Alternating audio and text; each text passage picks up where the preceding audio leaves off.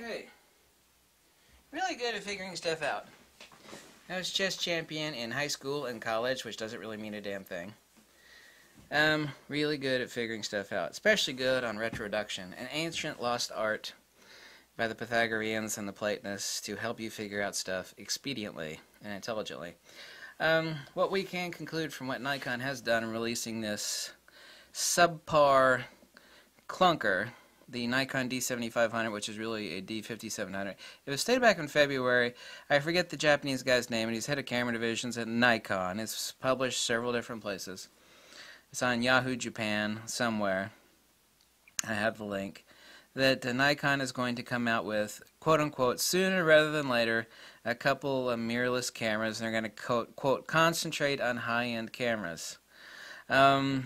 Even though this camera is horribly overpriced, and it's really a D5000 series camera, it is, undeniably. I also forgot to mention that it's all plastic. There's no magnesium on the damn camera at all.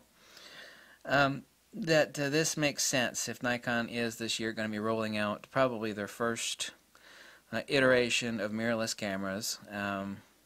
It's going to have a light box on it. It is absolutely inconceivable to think that Nikon is going to take a mirrorless camera and have to redesign a bunch of their lenses. There's no way that's going to happen. Nikon is going to have, I mean, it could be as small as this, but it's going to have a light box up here to fit the gap that is missing, which isn't a big deal. It'd still be a tiny little camera.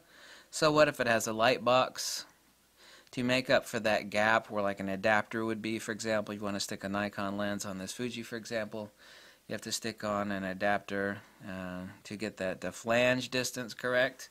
So that's no big deal. That way Nikon wouldn't have to change any of their lenses, and I don't think anybody would complain about it. But necessitatively so, the only logical conclusion one can make is that this is their intermediate / cheap junk. Now most of Nikon sales are from their dinky cameras like D3000 series, so they are going to keep a junker or two, as like a junker, dinky, whatever you want to call them, and their intermediate camera has been killed off and consumed and subsumed. There's a neat word for you. Into this D7500, which is really a D5000 series camera. It is a D5000 series camera, period, no ifs, ands, or buts. So we're going to have basically three different things from Nikon. We're going to have the Pro End, DSLR, D500, Nikon D5S. That'll be the next thing after the D5X, because the D5 is a loser. They're cheap junkers, which gets people into the Nikon system. Right there on the edge, which would be their Pro Intermediate, quasi-dinky Intermediate, which would be that D5700 camera. And then we're going to have the mirrorless camera. Now, Nikon is long overdue, and this is their 100th anniversary, and people need wait no longer other than later this year, June and July, when they're going to announce it for release later this year. They could announce it as late as August. However, I see that as, no, that's too late. It has to be on their 100th anniversary. They are going to release some new lenses this year. I've already talked about that.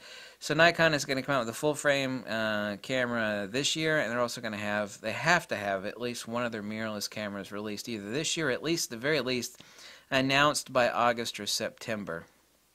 Certainly so, what will be announced this year will be full-frame DSLR, which would be like a full-frame version of the Nikon D500 to supersede the Nikon D810. Not that there's anything wrong with the D810, except for autofocus speed and tracking and crazy-ass high ISO performance.